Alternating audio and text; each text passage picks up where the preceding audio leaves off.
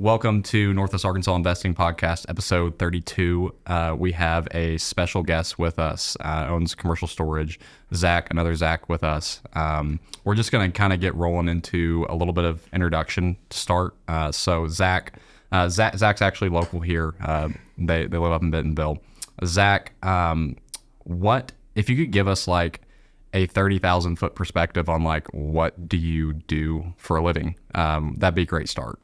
Sure. Thank you guys for having me. I do own and operate self-storage. And really what I do today is helping direct my team, and then I'm looking for opportunities. I'm lucky enough I don't have a lot to do with the day-to-day customer portion now, so really just banking relationships, any expansions, ground up developments, and then looking for opportunities to buy. So that's amazing.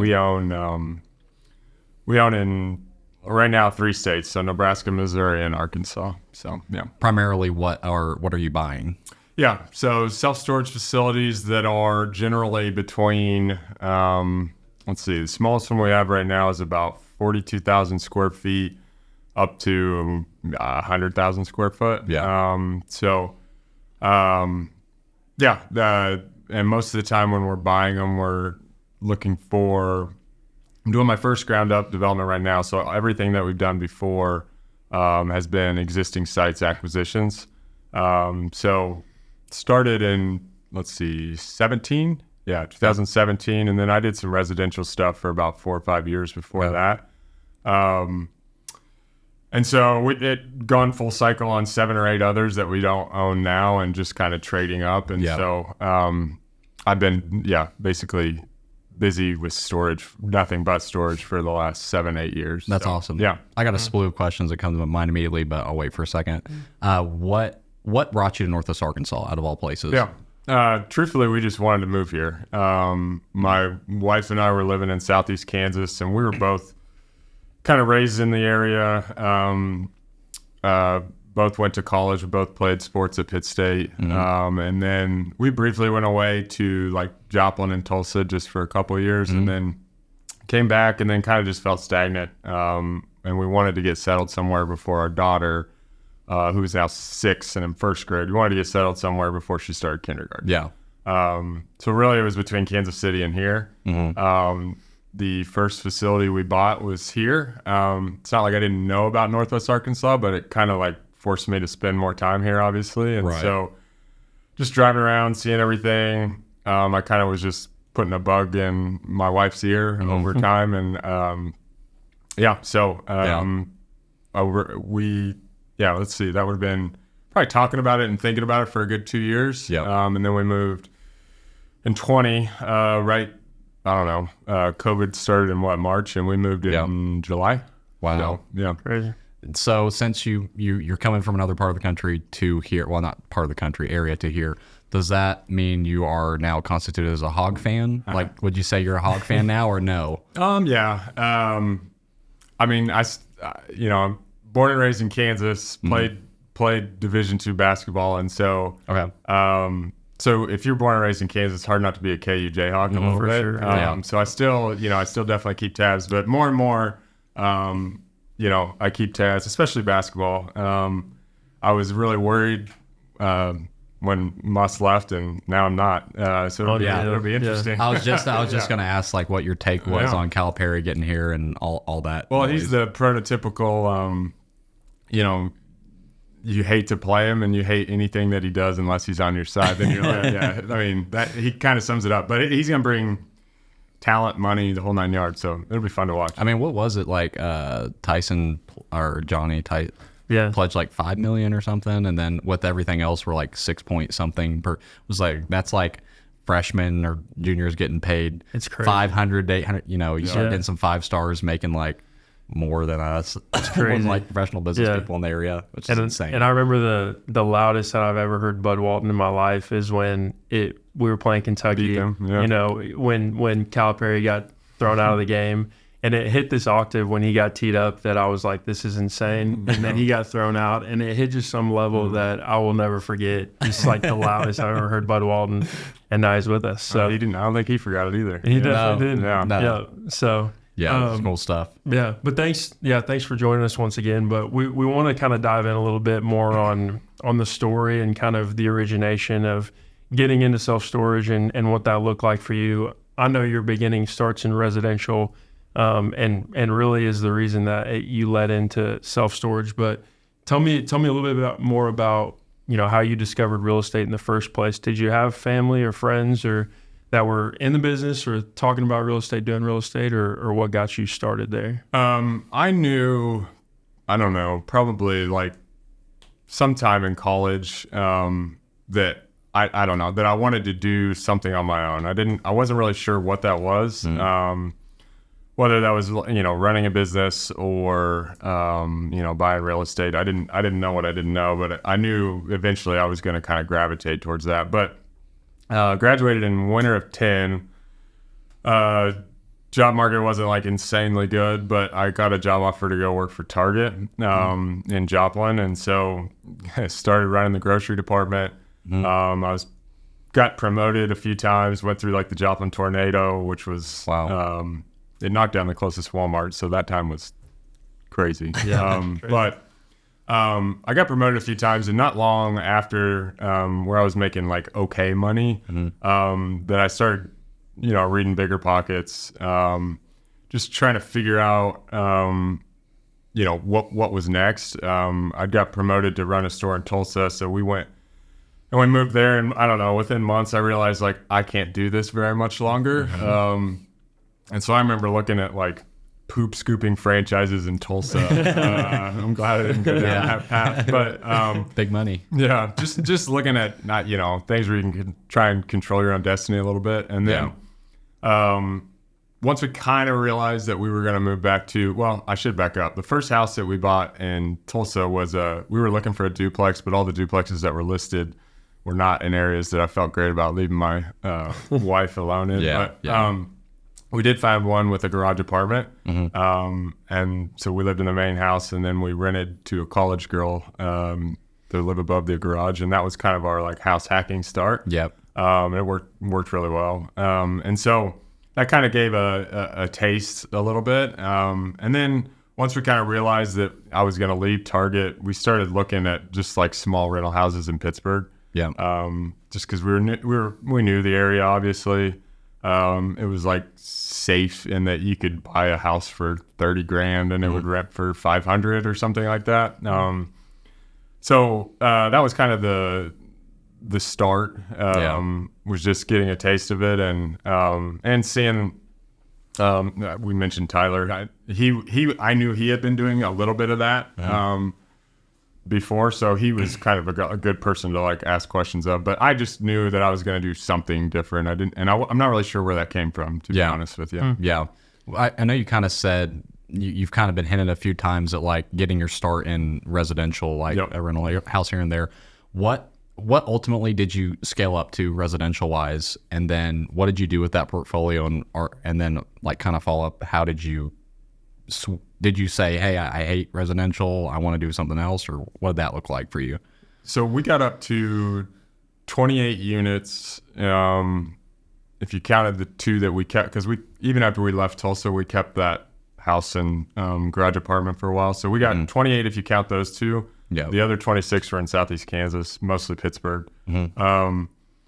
And I kind of honestly felt just kind of stuck at the time. We'd done it all with our own money. Was good at finding deals. All of them were off market, direct to owner. I'm not handy, so honestly, we didn't do any of like the work, but we bought them good enough that we knew we could, pay somebody to fix them up right and whatnot. But we bought a 12-unit apartment that was all one beds and it all shared plumbing, and I kind of knew like, as soon as this one's fixed and rented out, we need to like get rid of this one.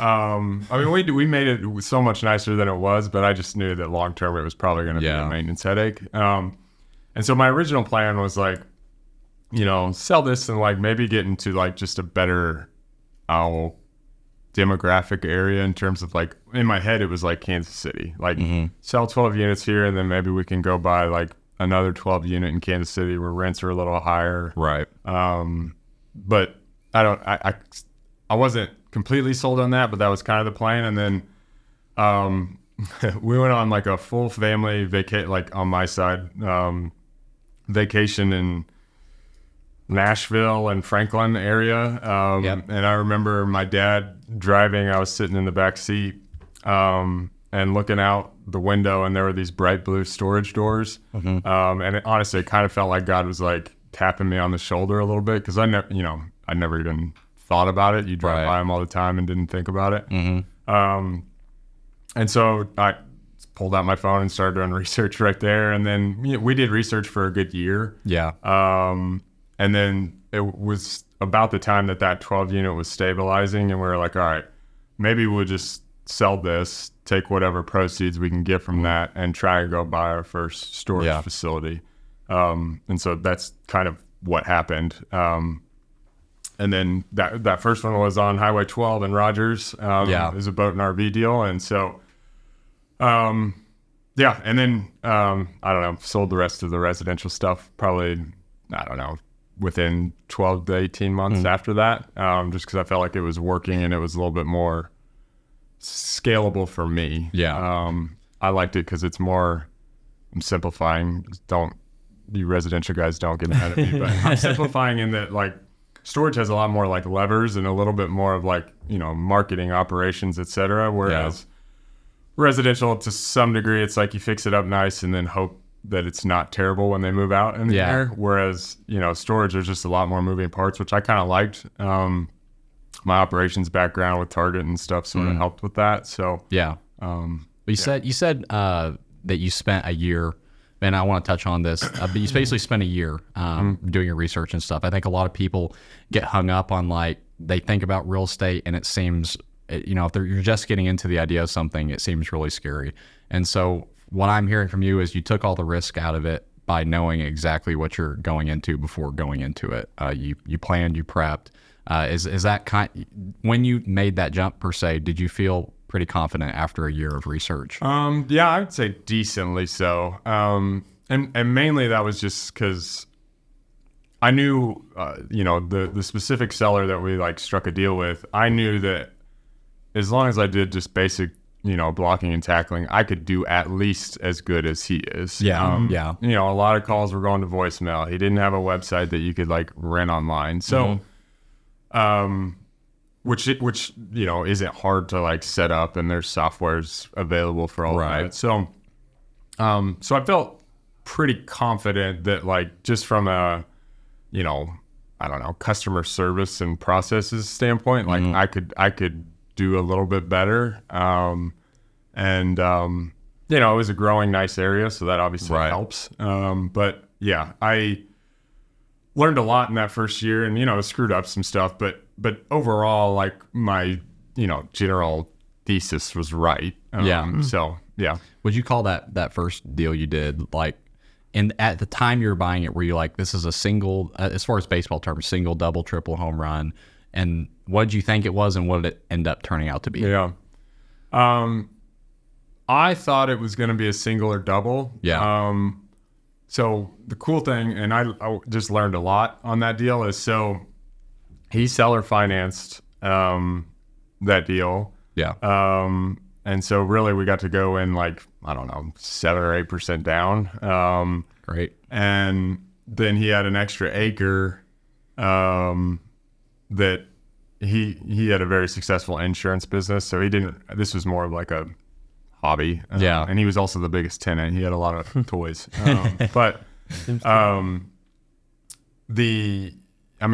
that was kind of like icing on the cake that we thought, well, if we run it decent and there's still demand for that acre, we can do that. So kind of build more on that acre. And so after like a year of running it, we'd raised prices, cleaned it up a lot, put some money back into it. It was working. We'd paid him on time, all that good stuff. And we went back to him and said, hey, you've always said that like expansion would do well here, and like I agree with you. Would you want to finance that? And he did. So he financed the construction with nothing out of pocket for. I mean, obviously we had the monthly payments were increased, but and so got to experience construction and everything that went through as well. So really got the full gamut, and then refinanced him out pretty much, within 3-4 months of like finishing that building and actually renting them out. So, and then we sold it in 21. Yeah. And I would say it went from a double to a home run. Yeah. So, but yeah, we just learned, it was really lucky in that the first one was probably bigger than maybe we would have got otherwise. Yeah. And then learned a lot of lessons and things that helped on future deals too on that one. That's amazing. Yeah. So tell me a little bit more about that research phase that you had for a year. Was most of that identifying properties, or was most of that figuring out the fundamentals of the business? It seems a lot more of a business than it does a kind of a true real estate play. Tell me if I'm wrong there, but what was that research phase like? No, you're exactly right on that, and that's kind of what drew me to it. And I try and buy from sellers who have 100% occupancy, like they want 100% occupancy, and like I'd rather run at 90 and really push prices and make sure that we're correctly priced on each size specifically. But that year, both. So I had started, I still have the Excel sheet today that I've like added to and subtracted from over years. But I had started like basically within I think it was 3-4 hour range of Southeast Kansas where we were, of like, hey, these facilities look like they might like check the boxes. They're not too big for me at the time. They don't have like a perfect website, or they don't look like they have like 12 of them or something like that. On the surface at the right price, this one looks like it has upside. Yeah. And then there were a few books at the time too, and Bigger Pockets blogs. There's like an inside self-storage forum where a lot of managers will get on and like ask each other questions and stuff. So I remember like surfing those. So kind of in tandem, like doing actual like kind of property specific research. Yeah. And I think I would look at like some OMs and stuff occasionally too. But I really didn't like make any like offers until that 12 unit was sold and I was like, ready to go, for lack of better words. So, but even now, like there's so much more education than it's crazy. Than honestly, like podcasts are, I don't know. There's probably like 5 or 6 storage specific ones. I may be shorting it. And more conferences, things like that. So, there's a lot more resources. A lot of stuff. I was going to ask, how were you able to come up with during this, of course you're still in the part of your life where you're trying to acquire more. Have you come up with some sort of like formula for like however many leads equals this deal, or how do you find your properties or acquire them now? So everything we bought, has been off market, which is, I think we have 10 today and have gone full cycle on 8 or 9. So call that 19, give or take. Have been off market, direct to owner, letters, cold calls, Facebook message. I bought the one in Nebraska it started from a Facebook message to a seller. Let's see, cold emails. So really, kind of prototypical off market research. I'm the last, I don't know, call it 6-8 months, I've been trying to do a little bit more, and like I have someone that I'm paying to like cold call for me. And I'm working on something else that I'm trying to help amp the acquisition side a little bit more, that's not quite as dependent on me. But I don't, and some of this is control, but acquisitions are a little hard to like coach, because some of it's like, we could pay up for this property, but like I would not pay up for that property, so to speak. So, and location and all that good stuff matters. But how have you liked like paying somebody to do your cold calls for you? I know you're not enjoying the cold calls, but it's also a relationship thing, though. It right? is. I mean, that's the piece of it, especially with a lot of these mom and pops. Yeah, right? and don't get me wrong. Yeah, I mean, like I still do it to if anyone I've already formed a relationship with, like even if it's just like a text message check-in or something, like I'll do that. Cold calling is the best way to do it, honestly. I am trying to, I will still do cold calling. I still do, not as much as I once did. And part of that's like shame on me, honestly. But part of that is I'm trying to get, quote unquote, more leads and multiply my time a little bit more. But I know you do a lot of cold calling, and honestly, that's the best. That's the best strategy. It's the best bang for your buck. I know Brandon and we differ on. I just for my personality, like I take things so personal, and like Brandon doesn't, and so like I highly rely on my business for my sphere of influence, and like if I post something on Facebook and say, hey, I'm looking for an off-market property, I'll probably have someone that brings me something, but like. Brandon's like, I'm going to grind 3 to 4 days a week. You and Jackson do that. And I just like, it's also shame on me. Like I've done the cold call. I did printer sales for years. Okay. And so I'd have to cold walk into 10 to 15 businesses a day and just like kind of get the middle finger by people. Good for you. Yeah. I actually did this is a tangent, but they had a job interview in Joplin in college. Walked in and they had all the candidates sitting in a circle and they were like, sell this, and I walked out. Yeah, I walked out. I was like, this isn't for me. Like I'm 21, and Sometimes though, you need to just hit a deal cold calling, and I think that fuels like you need the rest. You gotta. That's what it is. Quick win. It's momentum, and anything. I mean, real estate wise, but I feel like I hate doing it, but I do it every day because I know the momentum's there and I feel it. And also, I think it with anything else too, I have accountability, making calls. I don't know if you have that as well, and if not, how you've powered through that, if it's just willpower or what. But inconsistent willpower, but yeah, it's sort of that. But it does, I bought, I don't know, a handful of them that were like 2 or 3 year touch points. That's great. So it works. You just, it does. You just have to tell yourself to not get frustrated because it's never like, come down today. Yeah. Offer me this and it's over. It doesn't work that way. It's funny you're saying that about the cold calls. I'm trying to find more flip properties here, and it's really, really hard to find flip properties here just because I feel like everybody's spending $5,000 to $10,000 a month on mail outs here. And so I'm paying this kid now. I'm basically telling him every lead you bring me, I'm going to give you every deal I close, I'm going to give you $5,000. And he's in college, and he's like, he is a grinder. I told him $5,000, and he was like, let's go. And so I will do anything to not have to do a cold call. And so it was interesting you said that. It's something interesting too, I think, different with commercial properties is it seems like those sellers are more, they're typically mom and pops that you're chasing, and they're more open to having those conversations, whether it's now or whether it's over time. Something different from residential. Or residential, it's most of the time their home, if it's not like an investment property for them. And so there's like that emotional attachment where it's separated. It's more, with mini storage, with strip centers, warehouses, other different things like that. It's more of an investment for them and a business transaction. It's less of emotional. So it seems like those conversations are a lot easier to have. I would say that's generally correct. There's still ones that will like hang up or like don't talk to me, and like I don't really get it.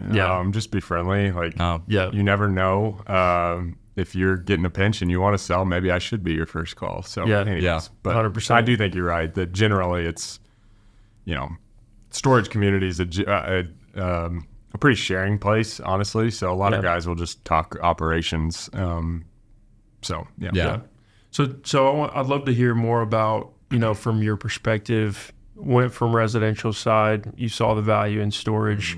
If somebody was out there, trying to figure out what to do next or maybe what to get into as an investor, what would you say the benefits of storage are compared to somebody or residential property, I guess?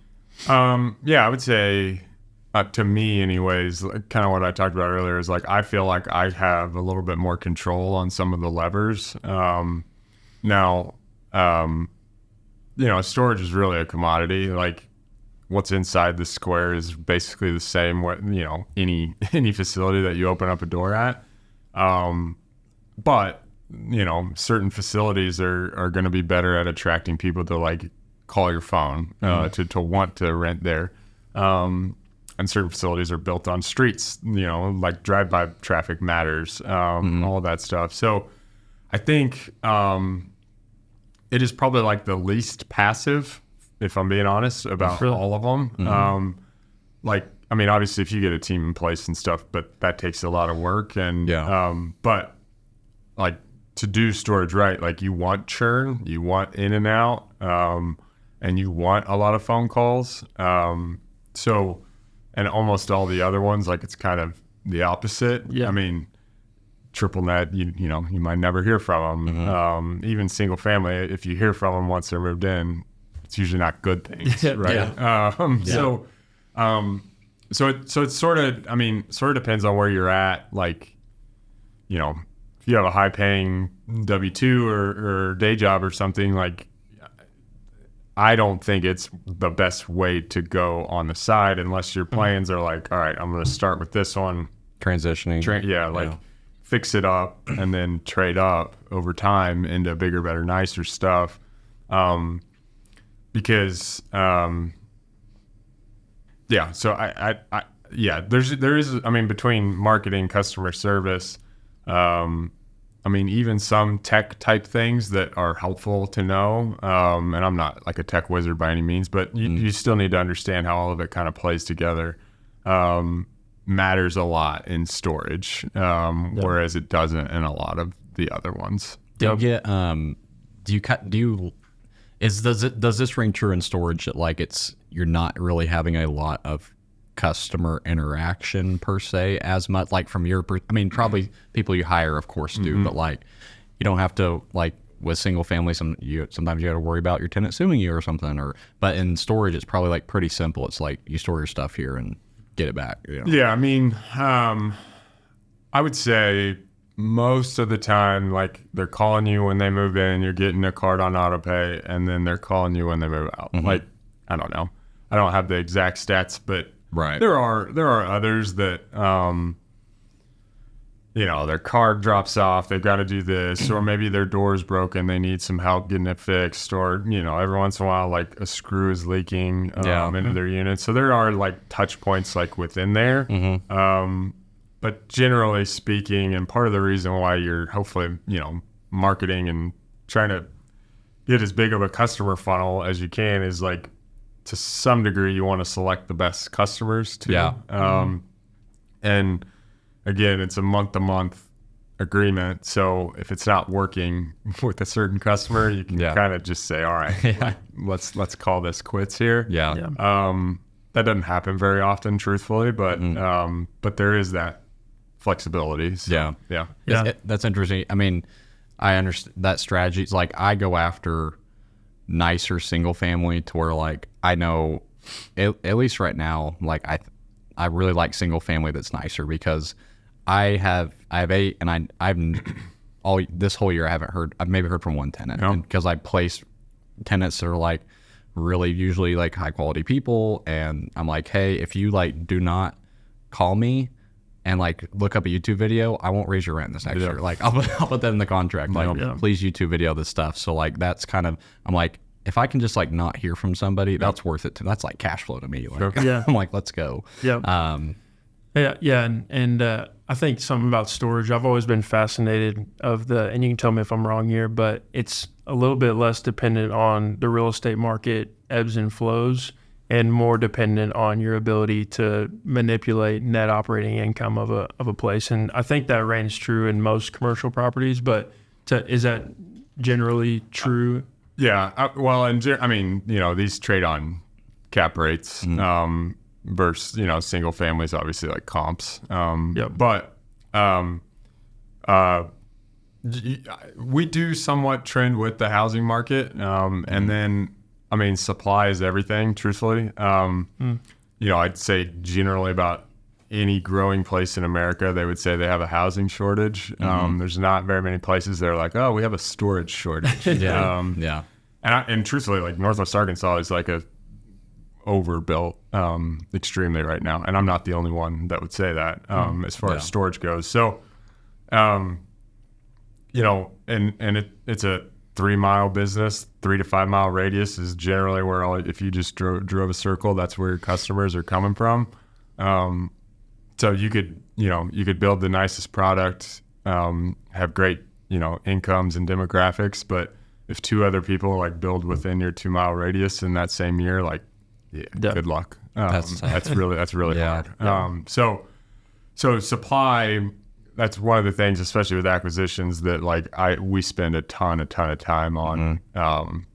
Whereas again, like I'm speaking out of my lane, but like I know there's a lot of apartments going up here, but I bet you they're all filling pretty quick here if I had to guess. Yeah. And I know that's not the case for some of the storage facilities. Yeah. So how do you mitigate the risk of someone building by you? How? Or is it just like, do it all, hey, we do our best math and just see what happens? Well, both, I guess. Some of it literally just depends on the local jurisdiction. Like I love living here, but like Benton County will like green light anything, honestly. And like I'm a capitalist, so I don't think that that's like wrong. Yeah. But as someone, I'm building my first ground up facility in Columbia, Missouri right now. And there's a reason I chose Columbia and not Rogers. Yeah. And honestly, it's all like the local rates and supply. It is hard to build in Columbia. It's kind of like Fayetteville in that regard. And there's just not much new storage coming. It's growing still. So it checks all the demographic boxes too. If you're buying an existing site, you certainly want to know. You want to call the city planning and say, hey, is anything coming? It doesn't mean that it would like completely be out, but if occupancy is kind of shaky already, and another 60,000 square feet's coming, then it would have to be pretty convincing price to do it.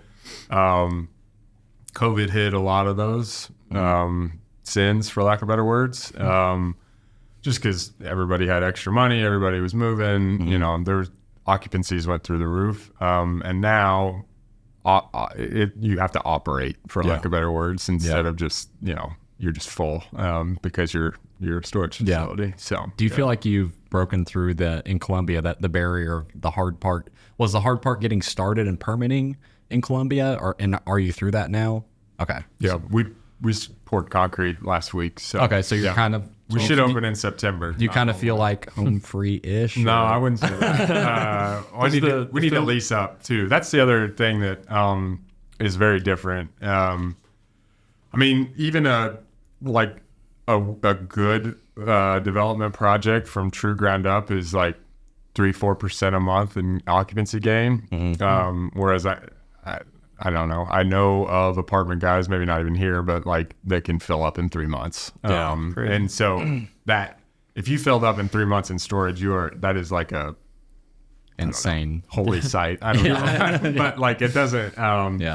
So like I'm projecting 4% net occupancy a month. So I mean, you can do the math. That's still like 2.5 years before I'm like stabilized.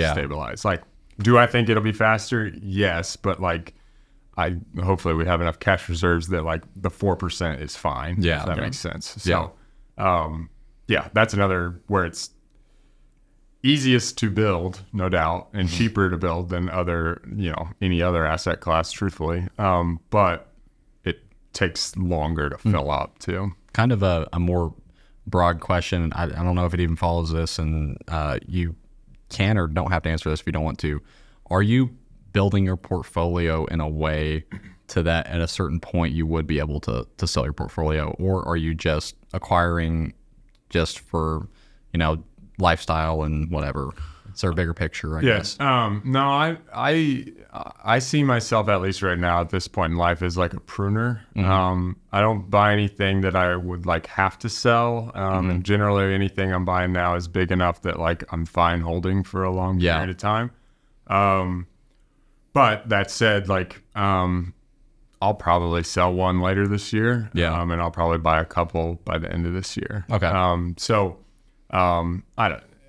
think long term, probably 12 to 15 and just bigger, better, nicer. I'm not like a developer, but I could see, assuming this one goes well, building one every 2 or 3 years just as a way to get into cities that are like you wouldn't buy in. Yeah. I would, but couldn't, if that makes sense. Like the prices would be too high. So the answer is yes and no, both all the time. It just kind of maybe like a cycling out, build something better. Hey, what's or if you can, you do generally get better multiples if you can aggregate a handful in like a specific geography, and then you just exit that geography. Yeah. So I don't have aspirations to have 100 of them.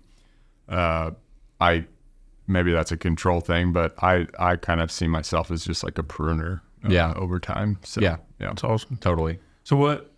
Just a few more things here. Just as you've kind of started in storage and you're now to where you're at, how has what you've looked for changed over the years? It sounds like bigger, better, nicer is the idea. I assume less maintenance over time and things like that. But what were you looking for when you started? And obviously you went into a little bit when we started on what you're looking for now. But how's that changed? So when I started, I think I was looking for anything that was like, I don't know, call it worth 800,000 and up, where you could at least like kind of pay your software and expenses and stuff and still have some gimme room. It definitely had to have some value add so that if we wanted to sell, there was some room there. I would say now, unless it's like right across the street from something that I have, it would need to be like 3 million and up. And part of that is just, I'm always mindful that if I do want to exit, there's tons of larger players that will be like, around there or larger, or they won't do it. Yeah. And so that does make it more competitive because I'm kind of competing in the same, pool, but that there's still a little bit of economies of scale. Like I'm simplifying here, but like the software that I use and like utilities and all that really costs about the same on a property doing 30,000 a month versus a property doing 10. Yeah. Seems like, so really labor is kind of your like, cost that may swing up or down a little bit. And generally speaking, the more doors that you have the ability to kind of like price and raise rates on, the better, for lack of better words. So, totally. What, just more of a macro question, what relationships as a whole have been big for you in your business? Not necessarily like the owners that helped you get this, but like banking, lending, just kind of on that topic. Yeah. There's probably 2 banks specifically. One, I'll give her a shout out. Brooke Chandler at Today's Bank. Probably took a few chances on me that I'm not sure. I felt like I was ready, but a lot of other banks weren't. Yeah.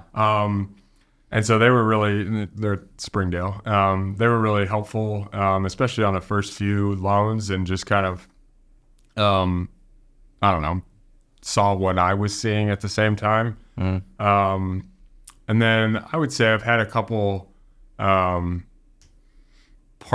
capital partners. One of them was like my first boss at Target.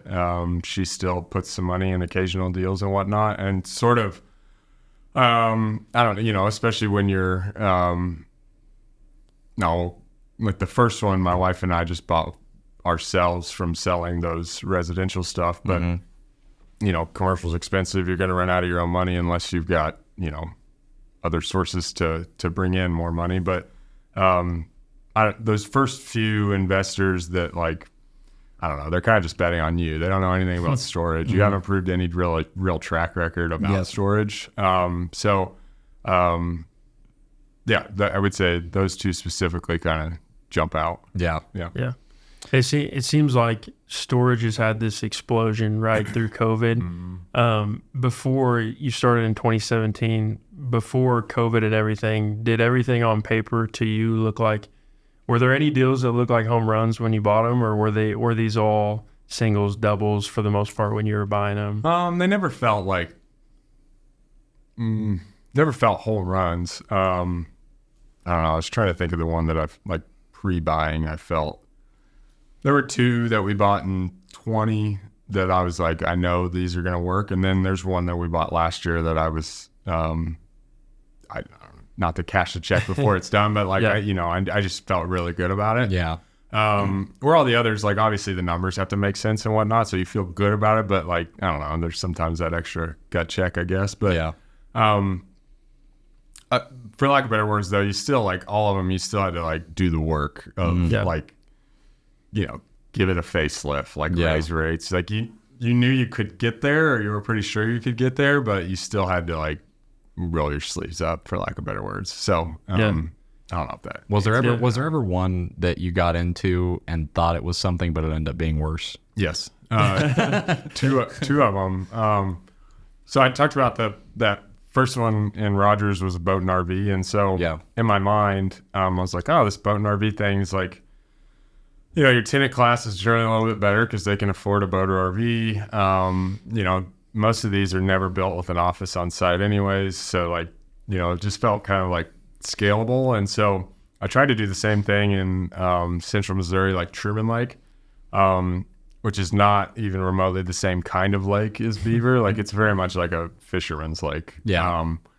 And so the supply, the rates that you could charge there are way lower. And a lot of it's just because you're like competing with farmers with like 50 acres and they're like, I'll just carve out 5 acres and people can just park their boats on this. Like I'm just as close to the water as the guy down the road.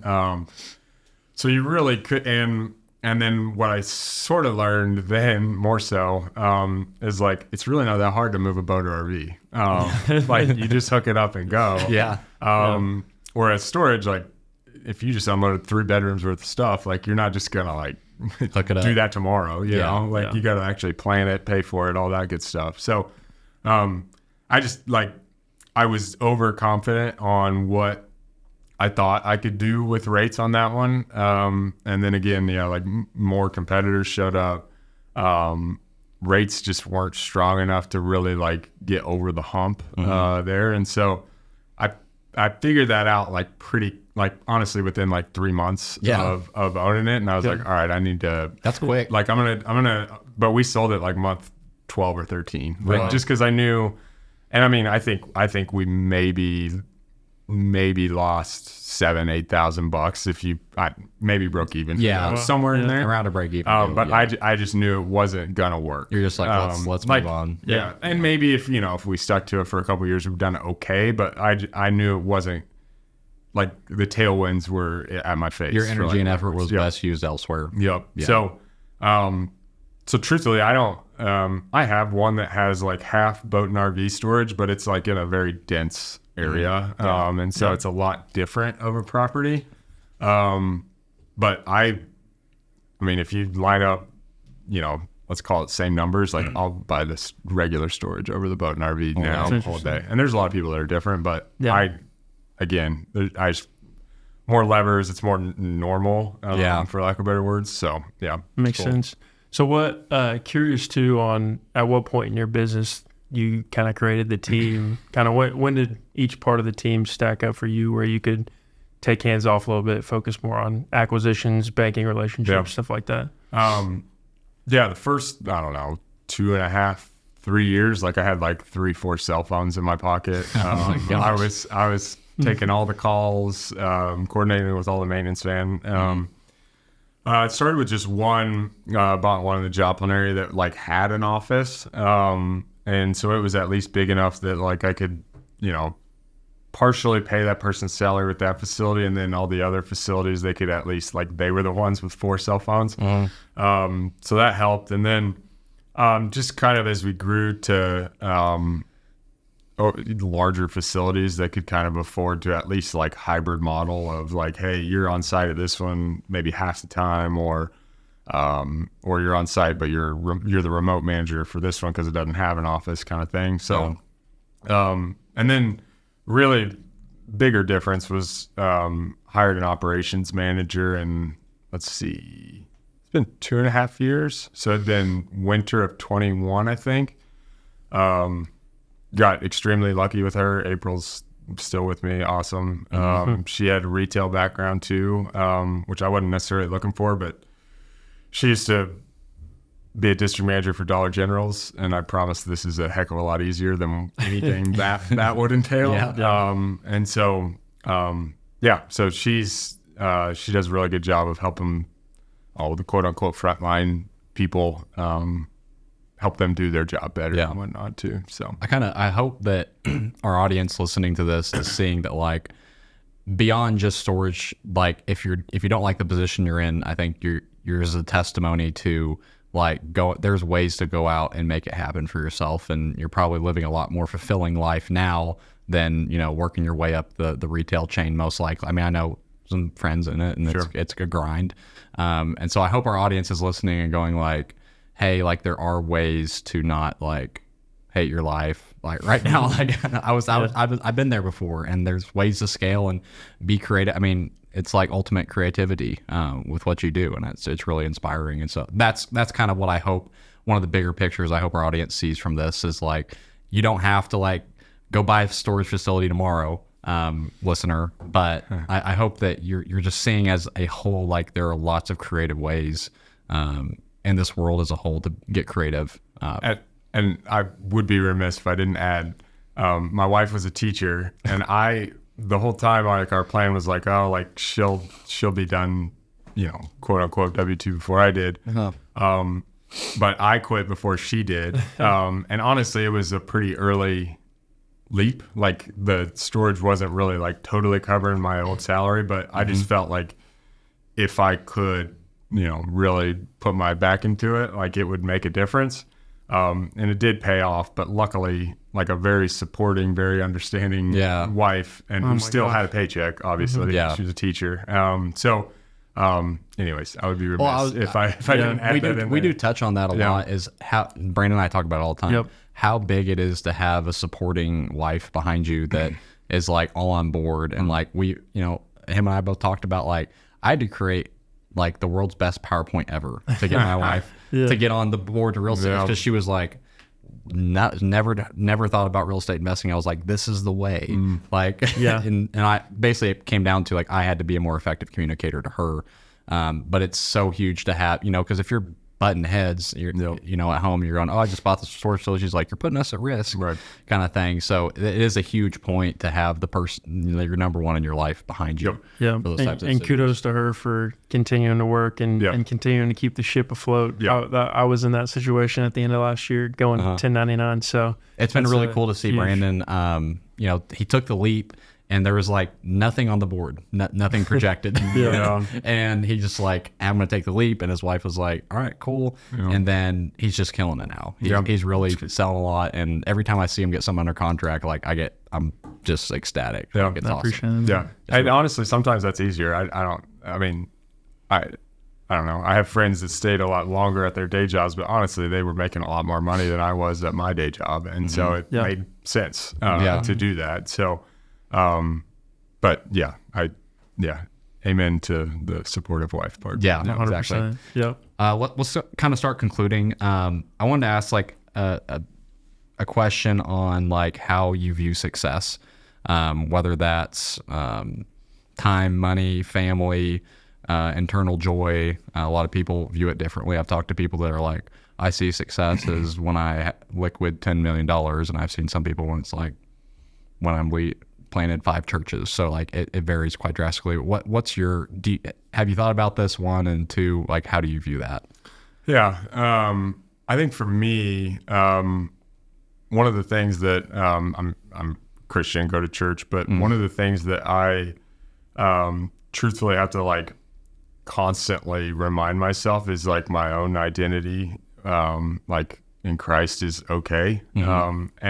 And part of that's just, like, being a driven individual. Like, if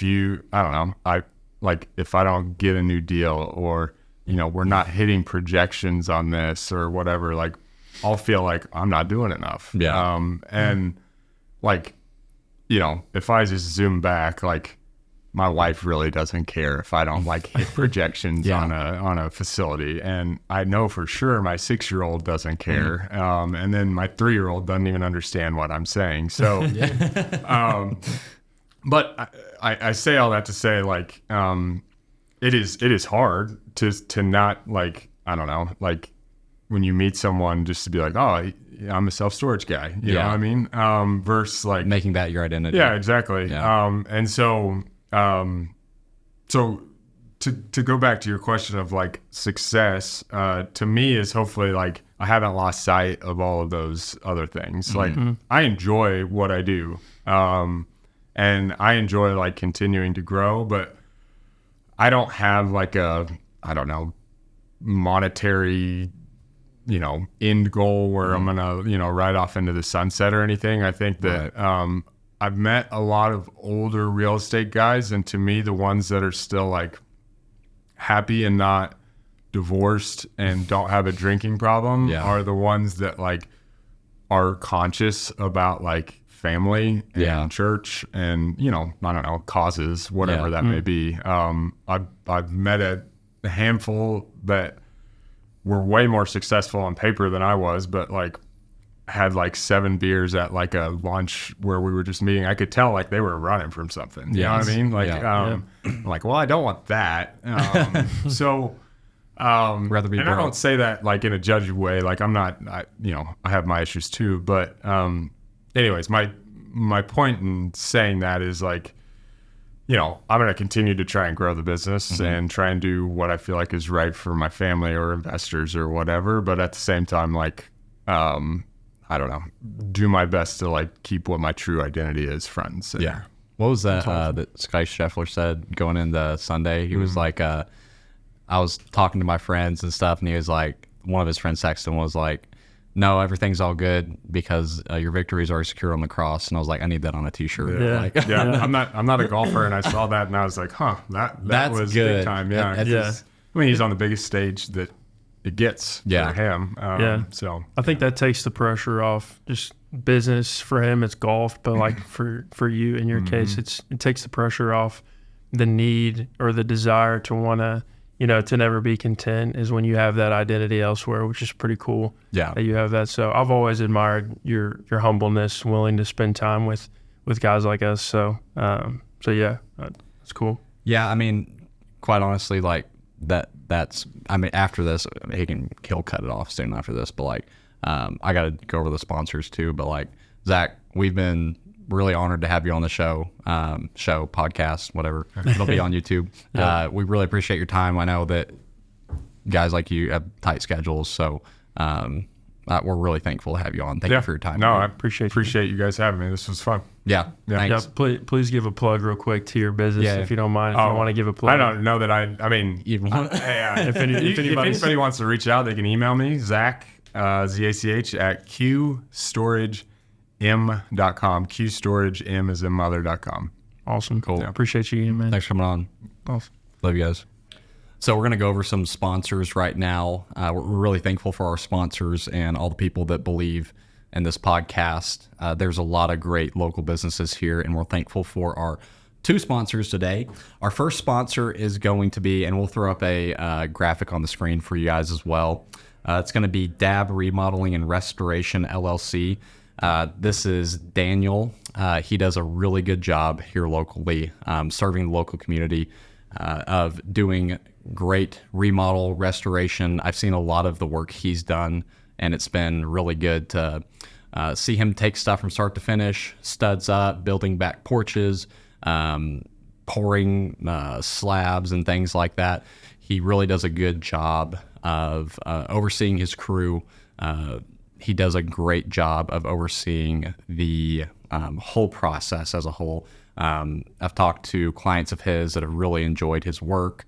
I personally know him as well. He's a great guy. You want to do business with great people, and he's a really good person to have on your team when you're wanting to do some sort of remodeling. I think really, that remodeling restoration is his powerhouse, and he does a really stellar job. It's hard to find people that uphold their business with integrity and character, and he is one of those guys. And so if you're thinking about doing any sort of remodeling, things of that nature, DAB Remodel and Restoration LLC is going to be the place. If you want to reach out to me to get, actually, shoot, the number's right here, 479-246-8510. That's 479-246-8510. They've been around for 10 years. Come give this local business a shout. So this is our second sponsor. It's going to be Flyte Global. That's FLYTTE Global. Flyte Global is going to be redefining real estate development using 3D and aerial photography and videography, something very much needed in this area that's popping off in real estate. They're going to be doing land surveying using 3D mapping and measurements, residential and commercial property inspections with live video and imagery, custom container home building, real estate and land investments. They serve Northwest Arkansas, Southwest Missouri, and Oklahoma. This is run by Mike McGlynn. He is a good friend of mine, does a lot of stuff here locally. This is a company that I know if a company is backed by Mike, it's going to be a great company. He's a great local guy. I really like having sponsors that are local, people that I've shook hands with, looked eye to eye, had lunch with. And so if I'm promoting them on this show, I would trust the business with them. So go ahead and give Flyte Global a shout. A lot of that stuff is something very much needed in this area. I think the residential and commercial property inspection with live video and imagery, something cool and I haven't heard about before is, live inspections of property, commercial and stuff. Land surveying using 3D mapping and measurements, that's really cool as well. Should be a great company or an organization. Give them a shout.